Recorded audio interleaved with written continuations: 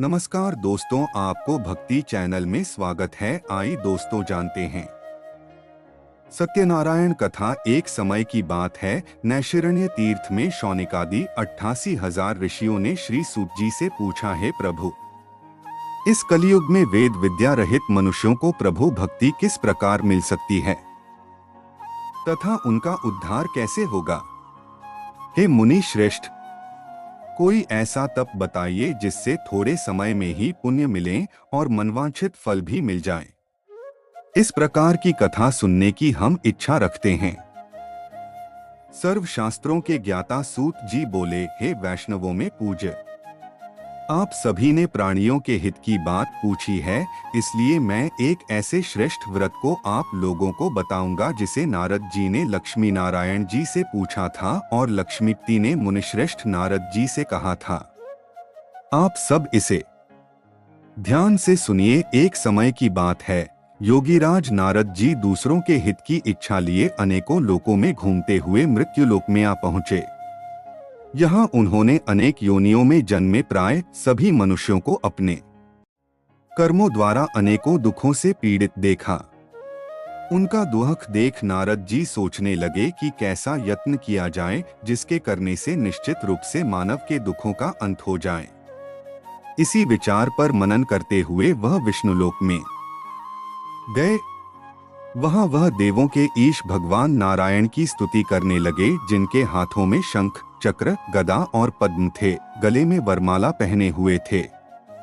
स्तुति करते हुए नारद जी बोले, हे भगवान, आप अत्यंत शक्ति से संपन्न हैं, मन तथा वाणी भी आपको नहीं पा सकती हैं। आपका आदि, मध्य तथा अंत नहीं है।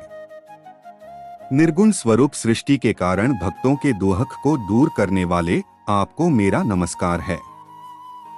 नारद जी की स्तुति सुन विष्णु भगवान बोले, हे मुनिश्रेष्ठ, आपके मन में क्या बात है?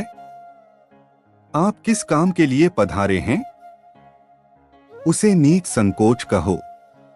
इस पर नारद मुनि बोले कि मृत्युलोक में अनेक योनियों में जन्मे मनुष्य अपने कर्मों के द्वारा अनेकों दुख से दुखी हो रहे हैं।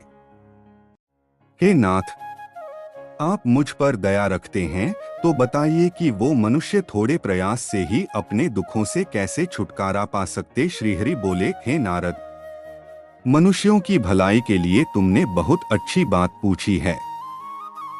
जिसके करने से मनुष्य मोह से छूट जाता है, वह बात मैं कहता हूँ, उसे सुनो। स्वर्ग लोक व मृत्युलोक दोनों में एक दुर्लभ उत्तम व्रत है जो पुण्य देने वाला है। आज प्रेमवश होकर मैं उसे तुमसे कहता हूँ। श्री सत्यनारायण भगवान का यह व्रत अच्छी तरह विधान पूर्वक करके मनुष्य तुरंत ही यहाँ सुख भोग कर मरने पर मोक्ष पाता है। श्रीहरि के वचन सुन नारद जी बोले कि उस व्रत का फल क्या है और उसका विधान क्या है? यह व्रत किसने किया था? इस व्रत को किस दिन करना चाहिए? सभी कुछ विस्तार से बताए। नारद की बात सुनकर श्रीहरि बोले, दुख व शोक को दूर करने वाला यह व्रत सभी स्थानों पर विजय दिलाने वाला है। मानव को भक्ति व श्रद्धा के साथ शाम को श्री सत्यनारायण की पूजा धर्म परायण होकर ब्राह्मणों व बंधुओं के साथ करनी चाहिए। भक्ति भाव से ही नैवेद्य, केले का फल, घी, दूध और गेहूं का आटा सवाया लें। गेहूं के स्थान पर साठी का आटा, शक्कर तथा गुड़ लेकर वह सभी भक्षण योग्य पदार्थों को मिलाकर भगवान का भोग लगाएं।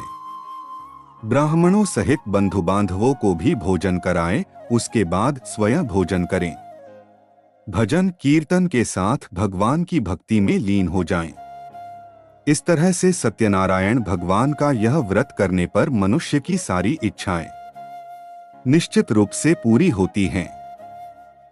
इस कलिकाल अर्थात कलियुग में मृत्युलोक में मोक्ष का यही एक सरल उपाय बताया गया है।